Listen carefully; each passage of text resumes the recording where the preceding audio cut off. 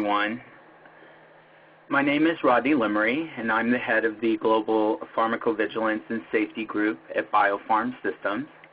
And I'd like to welcome you to what I hope is an exciting webinar on Oracle's Empirica Topics software and how to use that software to document your internal signal management process.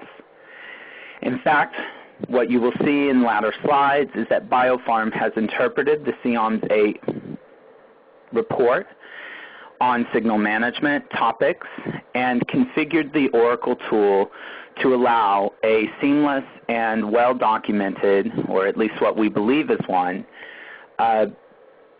method of tracking your signals and how you prioritize and evaluate them. This is just a high-level agenda of what we will cover today.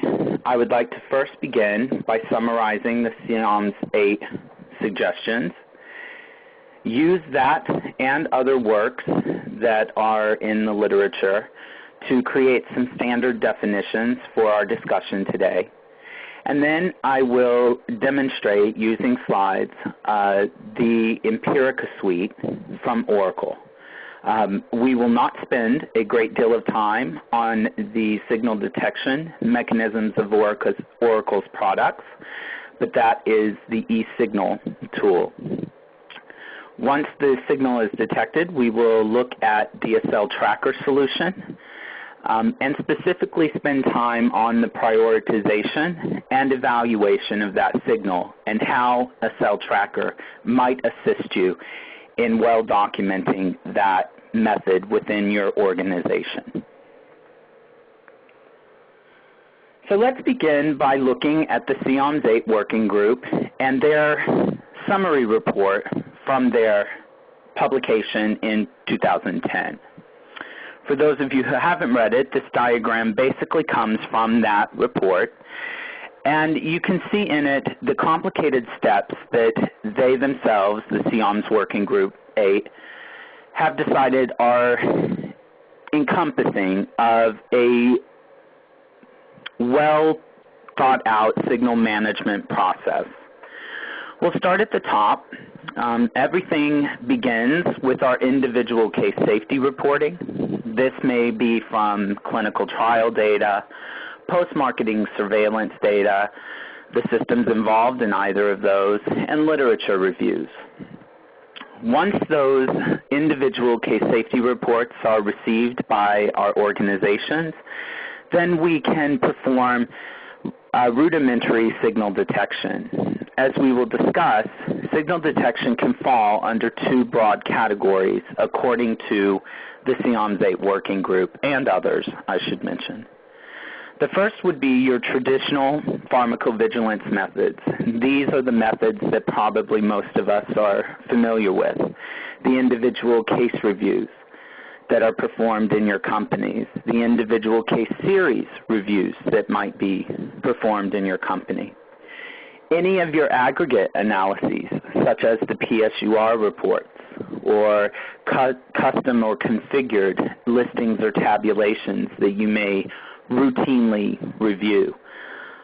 These items all are what CIOMS VIII and others categorize as traditional pharmacovigilance methods.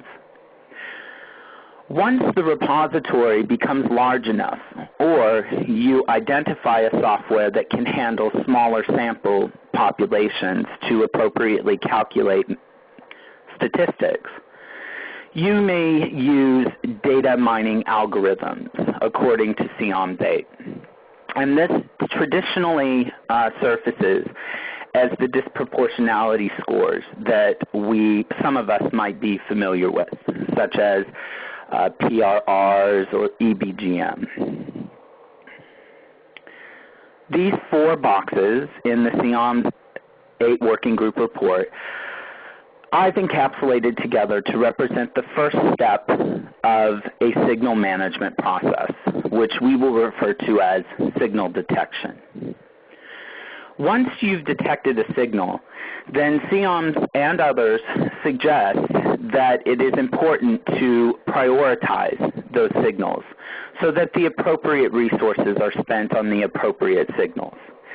I will not cover the individual boxes below. I will just let you read those at your leisure, and I will identify them as signal prioritization.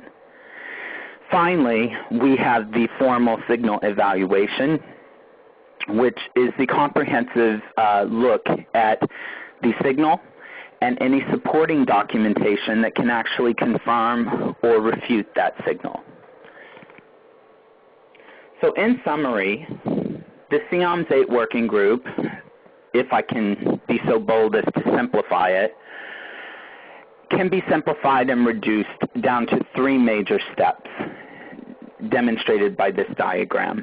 So the first is signal detection, followed by signal prioritization, and ultimately ending up in signal evaluation. Now this process could in fact be cyclical in that there are or will be a number of signals that you may need additional information on before completing the prioritization or evaluation process.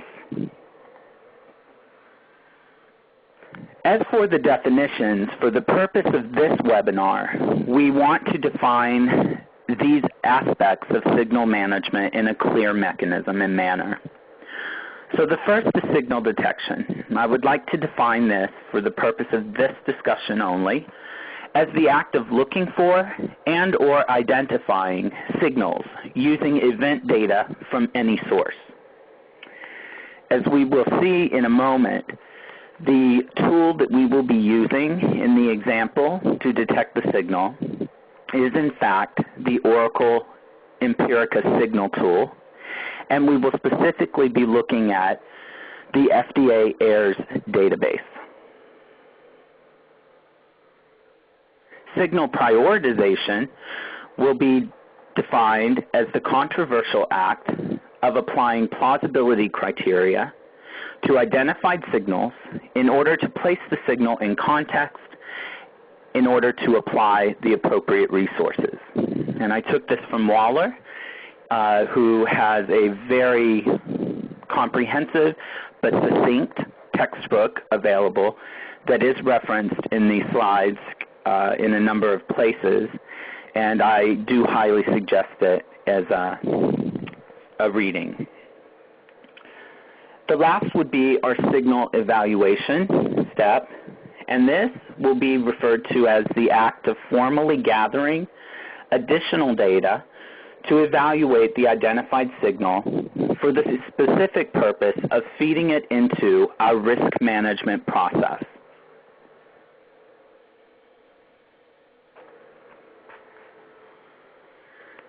From our vantage point in working with a number of cross-industry companies and client base, being medical device, biotechnology, pharmaceuticals, both pharma development and generics, we seem to see the following needs arise when we are talking about signal management. And the first would be the need of a systemic approach or systematic approach to signal management itself. And this would be all of the business rules surrounding the management of a signal.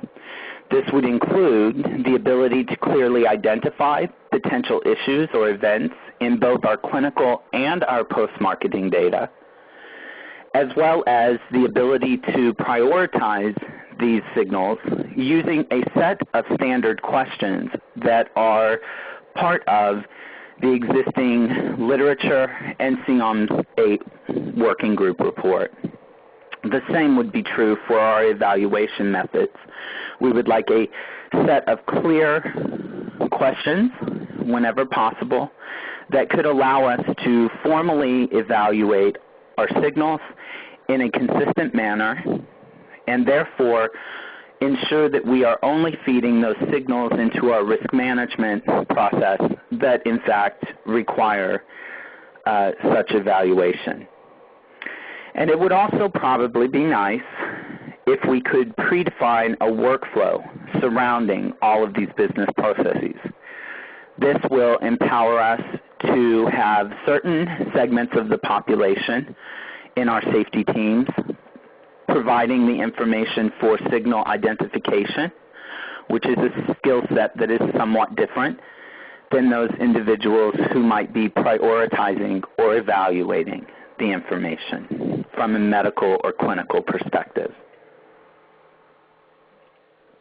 Again, I make an assumption there that we are using data mining algorithms, which are highly statistical and do require somewhat of a background in epidemiology or biostatistics in general, or at least the cross-training thereof. The second item that we see, apart from the business processes, is the actual system to collect and track this information. So this would include something that would allow us to document and identify all of our prioritization questions and responses, our evaluation question and responses, and also allow us to attach to these signals and their management any external documentation that can support these decisions in a standard way. And finally, this system should also be capable of producing an audit report for answering any kinds of justification for why certain signals became risks and certain signals were refuted. This would document our due diligence as safety professionals. So what we have done as a company, BioPharm, in partnership with Oracle, is use the Empirica suite, which includes, among other things, the eSignal for signal identification, and the eTopics, which would include, at least in our opinion, the other two parts of signal management, which are signal prioritization and signal evaluation, as the tool to configure, according to the CIOMS VIII working group and a series of decision support articles from the existing literature and textbooks. So we have taken all of that information, digested it, and come up with a standard workflow to process these signals and standard questions and answers in order to appropriately prioritize and evaluate all of the signals that may be elevated to the topics tool, which again, once fully configured, we are calling a cell tracker. So the following slides, I'm going to take this opportunity to walk us through a practical example of signal management. And we will be starting with signal identification, but keep in mind that the point of this webinar is to specifically focus on the eTopics tool and not the eSignal tool. So while I have a few slides on eSignal, I will not be focusing the duration of the discussion on those slides.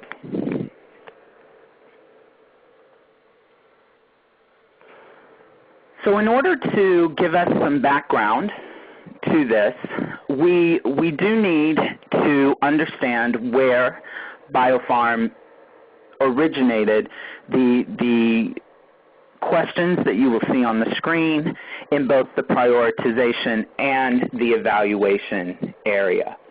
And as I said on the previous slide, the existing literature, predominantly the Journal of Drug Safety, as well as Pharmacoepidemiology and Drug Safety, among other journals, have a number of articles on decision support, which is the construct in health information systems of systems that can programmatically be configured to automate the signal prioritization and evaluation according to percentages of importance for various categories. Now, currently, in its current release, eTopics cannot do this. This is more of a manual evaluation than an automated one. Nonetheless, I would still argue that eTopics can be used as a decision support system in the capacity of signal prioritization and evaluation. And again, I think hopefully these aspects of the discussion will become clearer as we go through the slides. So again, the first step in our signal management will be the signal detection. We will use the Empirica signal tool. And what tools such as this are really allowing us to do is ensure a focus on appropriate signals. I used a quote here that I found in one of the articles that I used as a basis for these slides, that tools such as this, if not prioritized appropriately, will end up finding hay in the haystack. And I think this is an important note. We will see in later slides that if you do not prioritize your signals appropriately, you could end up spending time, energy, and money going down paths that are actually not signals at all. So in the following slides, what we want to do is assume that we are a marketing authorization holder for a U.S. marketed product of risdinate, or risduronic acid. This is a bisphosphonate, and it's used in the treatment of degenerative bone disease. The mechanism of action is both strengthening bone as well as inhibiting bone reabsorption. It has been approved on the market since 1998 in March under the trade name of Actonel. So what we would like to do is establish an FDA query in the eSignal tool, which is part of the Empirica suite, to identify hotspots of the MEDRA dictionary levels, namely the system organ class. If we look at the potential hotspots for this particular product in the FDA AIRS database, we can see that there are a number of hotspots identified in what Oracle calls their sector map. I'm going to focus on this hotspot within the surgical and medical procedures SOC because it's a little striking. When we look at that, we can see that it's a tooth extraction, and we may be interested in this, let's say. We also can see the standard disproportionality scores for this instance of the term. So here we are going to say that we have a potential signal for tooth extractions.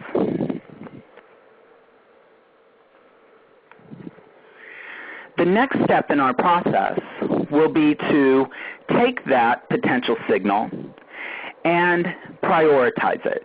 And why do we prioritize? Again, we're going to prioritize to hopefully screen out the hay in the haystack and only get to the needles. So for example, if this is a known issue with the product and it may be well documented in either internal or external resources, this is an expected event, let's say, or a well-established safety profile which includes this event, then we probably do not need to spend time or resources working up that particular signal. We also, in our area of clinical research and in epidemiologic investigation, have to worry about confounding by indication. And these would be comorbidities or complications that might be due to the natural disease progression of the disease state itself, which could also be related to the treatment population with or without regard to the product of interest. So confounding by indication is something we would also want to prioritize so that we could more appropriately distribute our internal resources to the management of a potential signal. Again, I think I've stated this multiple times, but I'll say it one more. The purpose of prioritization is really to ensure that the appropriate allocation of time, energy, and money is spent on those signals that are likely to be true problems in our patient population, or in this case, to the greater public health. Okay, so where do we begin in this process of signal management, namely signal prioritization? Well, this is quite a controversial procedure, and there are very divergent methods in both the literature and specifically in the CIOMS VIII working group. So to begin with, the WHO organization does use methods similar to emergency room triage processes in hospitals to quickly evaluate the aspects of a case that might be more critical for their research, while placing other cases in a holding pattern until additional investigation periods are over. The MHRA with Great Britain uses analytical methods comprised of primarily two mathematical scores, which will then contribute to an overall final score that will prioritize the case.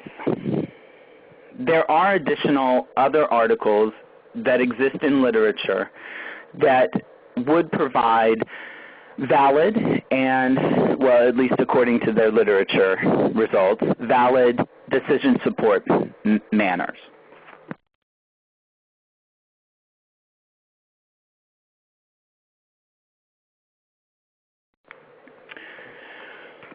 With the cell tracker tool, we have taken eTopics, again, as the basic software, and created our accelerator that allows a company to fully document the signal prioritization and evaluation methods within their organization.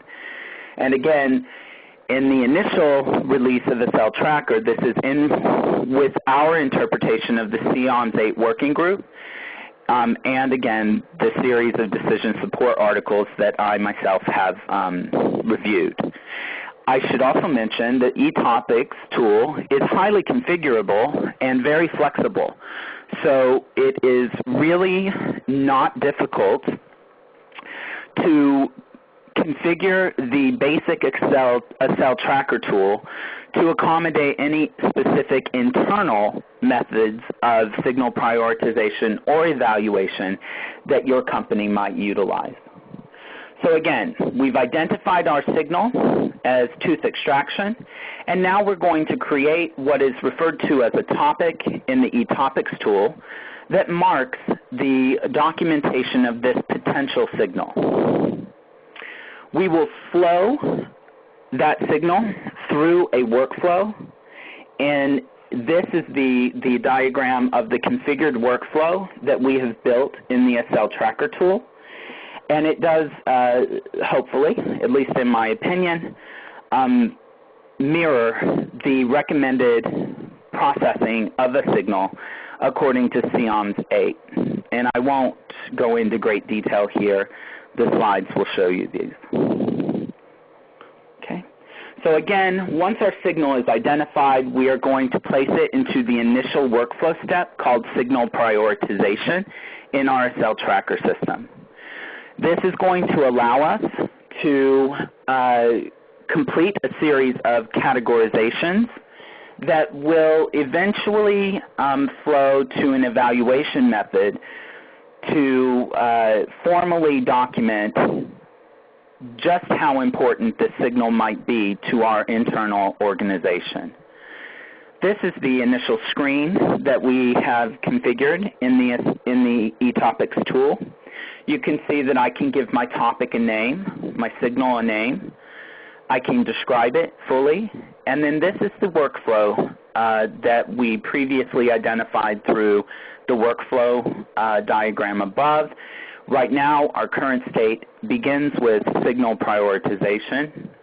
You can have a series of keywords to allow you the ability to query on the repository of prioritized or evaluated signals, or ultimately risks within the topics tool. Here in the prioritization section, I have taken all of the CIOMS VIII and literature that I have read and basically reduced that to two simplistic questions. Is the signal expected or unexpected? And is there confounding by indication? How likely is that?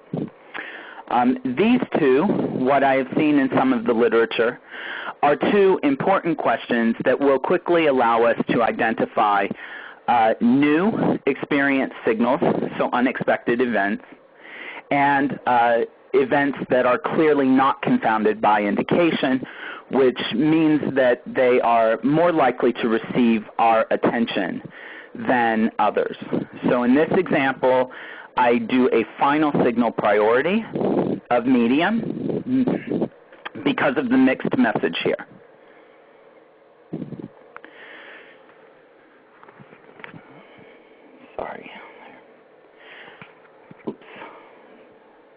Sorry, clicked too much. Additionally, I could, for example, attach an external document to this topic. In this case, it will be the package insert for Actinel, which led me to answer the expected question in the manner that I answered. This way, all of my information that I used to support my signal prioritization decision is actually attached to one single record in my cell tracker tool or eTopics system.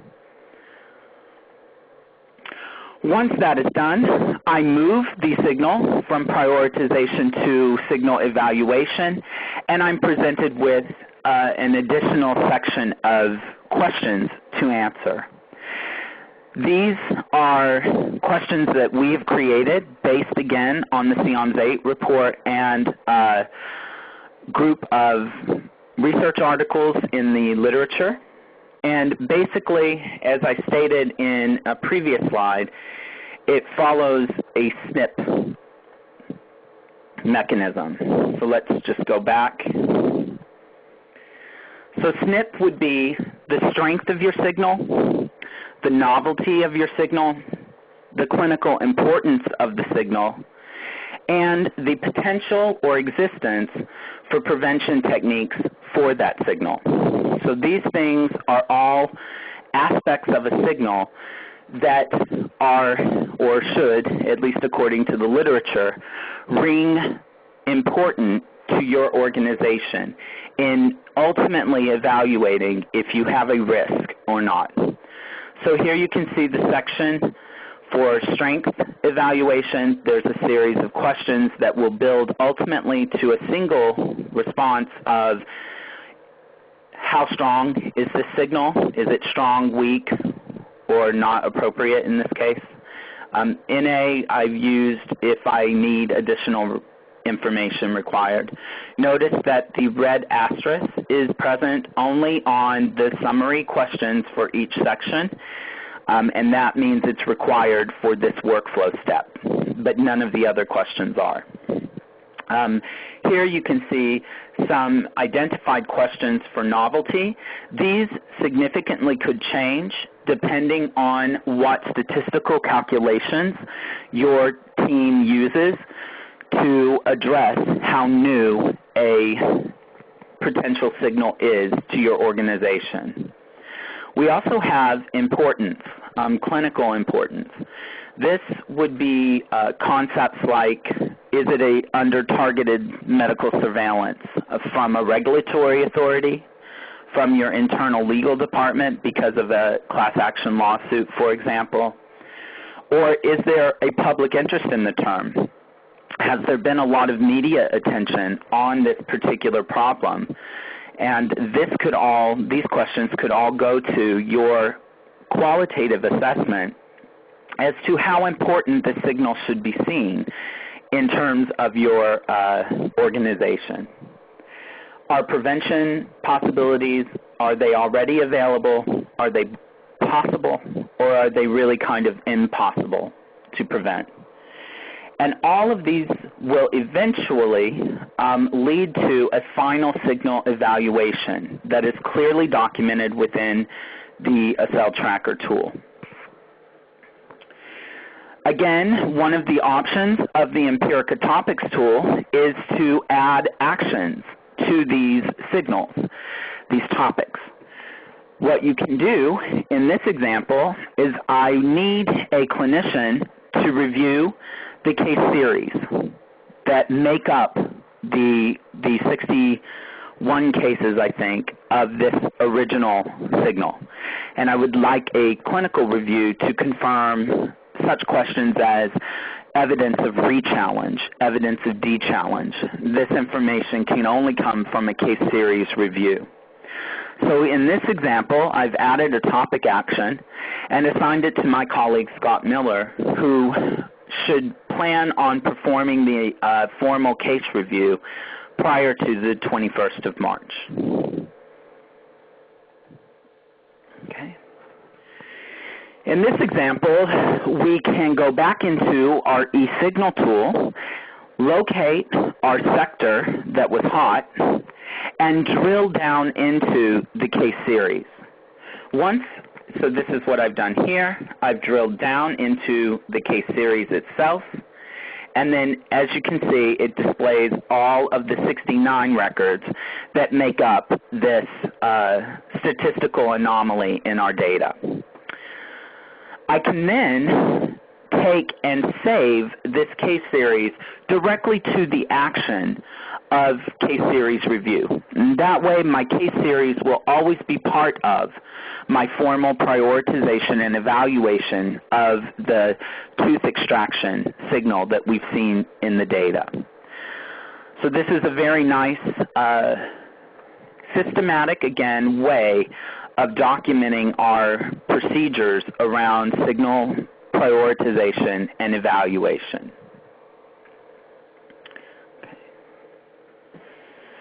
I might also have journal articles or queries against an epidemiologic database of, in this case, let's say elderly patients, because this is typically the patient population taking a bisphosphonate for osteoporosis.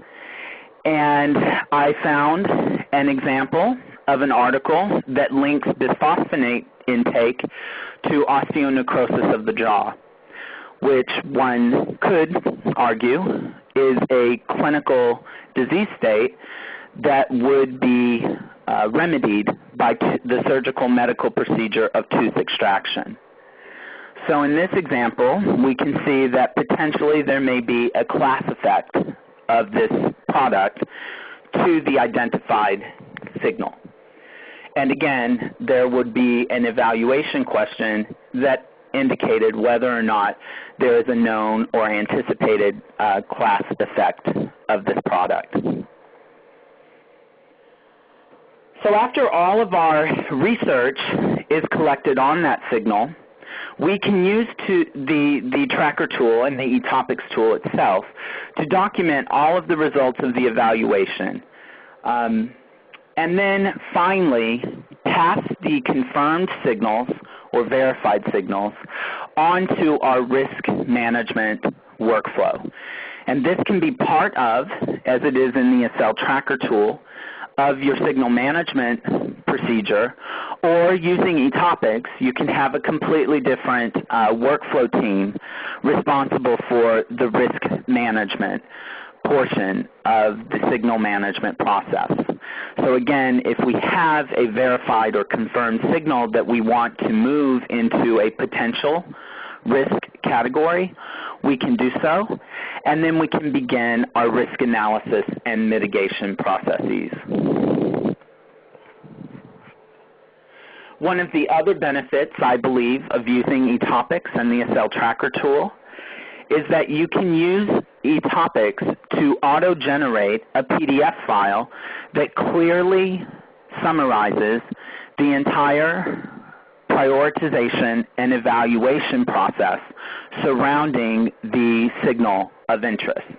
In this screenshot example, I'm just showing you a simplistic PDF that is generated from the system to clearly outline what questions were asked and answered of our signal management tool. And in addition to that, we can see entire histories of the signal management procedure, again, within that existing PDF if you choose. So this becomes a very helpful tool when responding to any internal or external audits where questions may arise as to why we did or did not see potential signals in our data earlier on rather than later.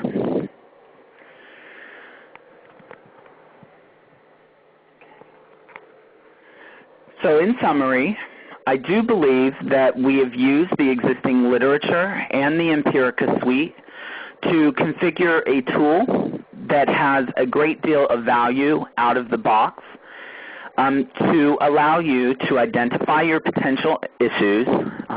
Although it should be noted we did not configure the eSignal tool at all. All of the slides that I showed are basic functionality of the eSignal tool. And again, not to give the eSignal tool too much of a plug, but it is in fact the exact same tool that is used by the FDA for their signal detection mechanisms. But we also created a series of workflow steps for the signal prioritization, evaluation, and risk process, and have pre-populated a number of literature-specific questions that we feel are or should be important to your organization in order to fully address the formal evaluation of your signals.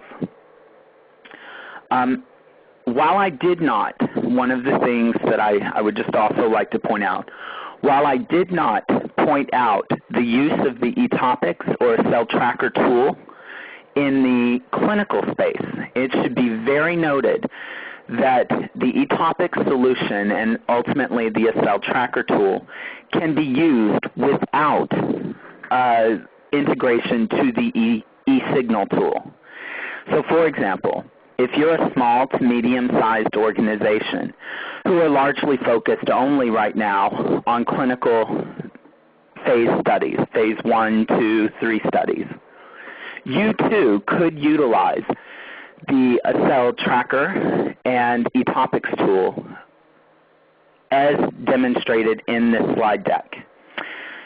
The only difference would be the signal detection process.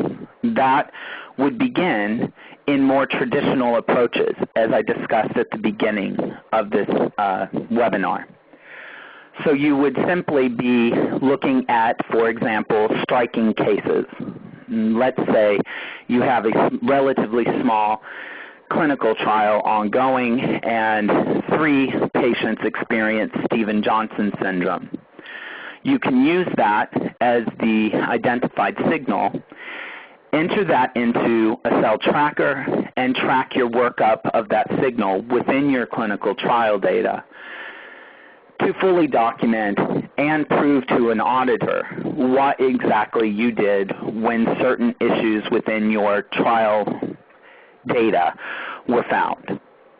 So there is merit in the eTopics tool, both when integrated to the post-marketed surveillance tools like eSignal, but I firmly believe that there's merit in implementing a tool like eTopics even in the clinical space. Again, for the exact same purpose, to document clearly our prioritization and evaluation of important signals to our organization.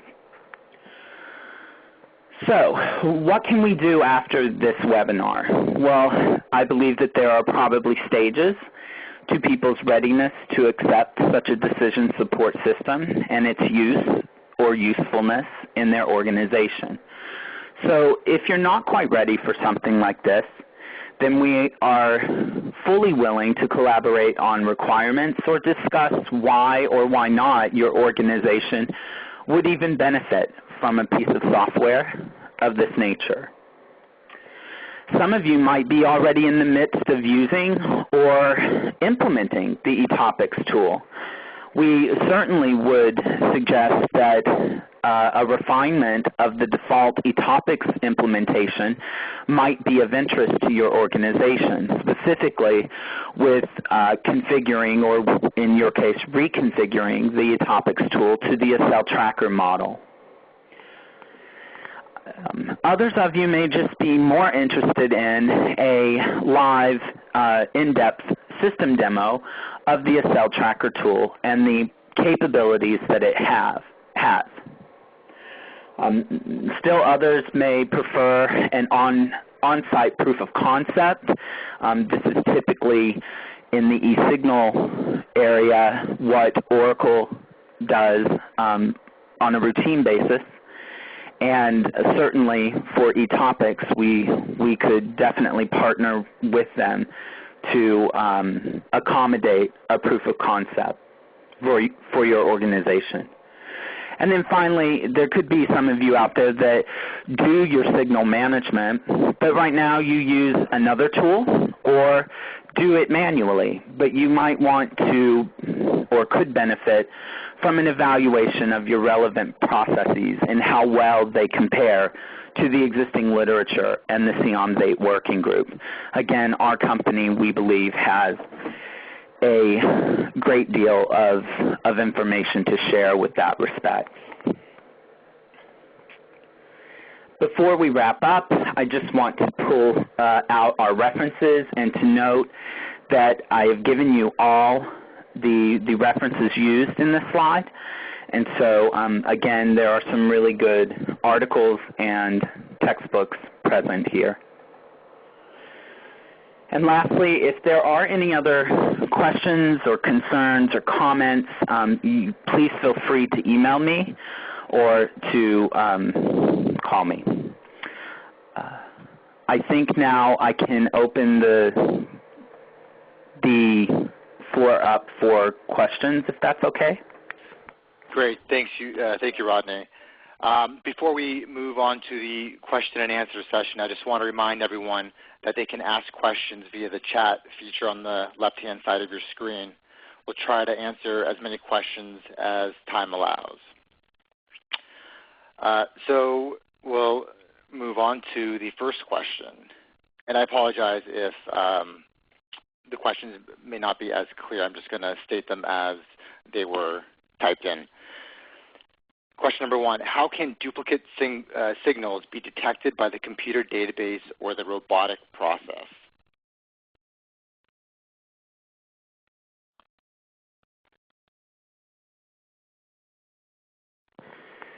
So again, I would just like to state that I really don't want to focus on the signal detection arm of this tool.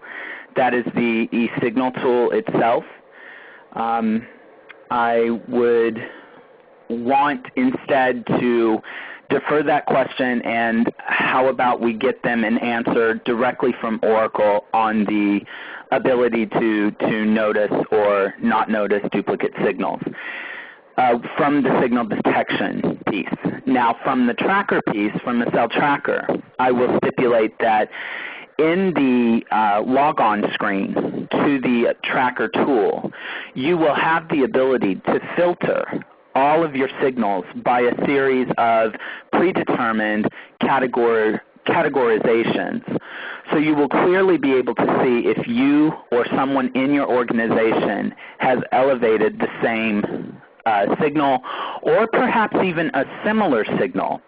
And one thing I didn't go over is the ability to join case series to one another in order to further collaborate on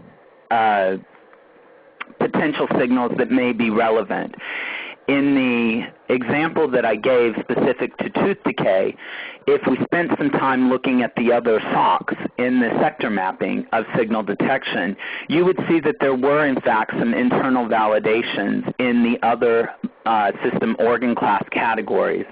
For example, a large number of gingival disease categories in the musculoskeletal SOC also could indicate some support of osteonecrosis occurring in the patient population. And certainly we would want to eventually be able to join those two signals together to further support an ongoing signal of osteonecrosis.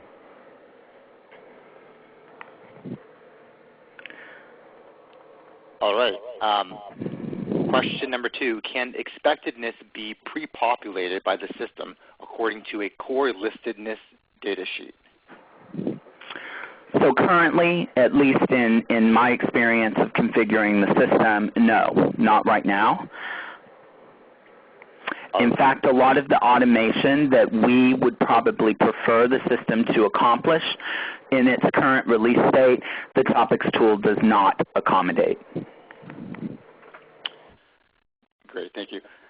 Is the prioritization of signals purely subjective, or is there perhaps a mathematical formula or algorithm that produces a score to assist in the prioritization? Again, there are a number of prioritization scoring mechanisms available in the literature. The MHRA has not made their prioritization scoring methods public yet, but there is an ongoing journal article that once published should explain exactly what math they are using. One of the articles in the reference slide does in fact identify a decision support algorithm used by Johnson & Johnson in their signal management, and that is very clear and robust. So I would point you to that article. Great, thank you. Can the Argus system do signal management, and if yes, what is the advantage of Empirica over Argus? So this is now an opinion, my personal opinion, working with both systems. So please temper that with what I'm about to say. So as all of you are aware, your safety systems are primarily for your individual case safety reporting needs and your documentation of the workup of those individual cases in the system. While you could do such things as elevate user-defined fields in the Argus system to document whether a case is a signal or part of a signal, this is not something that the system is meant for out of the box. Furthermore, it could become very tedious making sure that all of the required pieces of information that you need to fully document your signal management procedures are accommodated directly within the Argus system. You can use Argus to identify your signals, either with post-marketed individual case safety reporting or in your clinical trial data. So I would argue that the initial phase of signal management could be accommodated by Argus, but the prioritization and evaluation might become a little too cumbersome. Great, thank you. Is the Excel tracker tool completely integrated into the Empirica Signal user interface? That is, once you are logged into Signal or eTopics, do you have access to Excel tracker, the workflow steps, and capabilities? So yes, the answer to that is yes. The Excel tracker tool is actually eTopics. It's just fully configured. All right. Can Excel tracker be configured to meet the new EMA guidelines on signal management process? And again, yes, the tracker tool could be augmented to conform to any signal prioritization or evaluation mechanism that you use within your organization. This initial release by BioPharm is just our suggested mechanism for compliance with CIOMS VIII. Of course, I understand compliance with the CIOMS Working Group report is not required, but we needed to start somewhere. Could you please give more details on the list of values associated to each prioritization criteria, such as strength, novelty, and importance of the signal? Are they numerical scores? In this example, no, they are not numerical scores. They are categorical. In the decision support article where these categories were suggested, they ended up being numerical scores that were in fact weighted against Johnson & Johnson's data to calculate an overall prioritization score for the signal. Can the software perform any of the mathematical scoring, or is the workflow a manual process outside the system? So it cannot currently, in its current state, do any of the mathematical scoring. However, it will allow you to flow the signal along a workflow right within the application. So the modification of moving a signal from prioritization to evaluation to risk to monitor back to prioritization, however you flow the workflow, that is all accommodated within the system, but it is manual.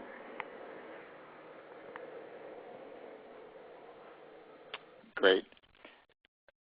The next question is, could you please share the name of the author of signal prioritization article that you mentioned by J&J? Yes, it's Bennett, Yee, Russo, Bainey, Thomas, Kleinwitz, and Kleinwitz. Again, it's on the reference slide of this presentation. Great, thank you. At the moment, we don't have any more questions. I'll give it another 15 seconds to see if we have any additional ones.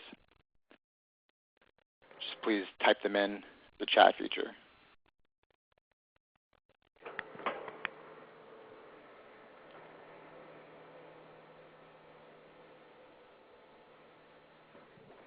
There's a question about maintaining the system. What about the maintenance? I'm not sure. Okay, great. Yeah, all right, good. That clarifies it. I see that the specific question on maintenance was regarding where, in fact, this system is maintained, and this is a great question. So BioPharm is a gold partner with Oracle, and specifically we have been working with them for a good deal of time now on the eTopics tool specifically, and right now and in our current model, the eTopics tool would be hosted by Oracle, as the question implies, but it would have in it the prioritization, evaluation, and workflow segments specific to the Accel Tracker tool. So again, this is where one of the benefits of working with BioPharm and Oracle are very pronounced. Great. Thank you, Rodney. All right, it looks like we are coming close to the hour, and we've used up the allotted time we have for this webinar, so that'll end our Q&A session. If you do have additional questions, please feel free to contact us directly or Rodney. His information is on the slide. And once again, please note that today's webinar will be available on biopharm.com within 24 hours for you to review and share with your colleagues. We thank you for your participation and hope that the information Rodney provided was very helpful. Have a great rest of the day, and we look forward to having you on future webinars. Thanks so much. Thank you, everyone.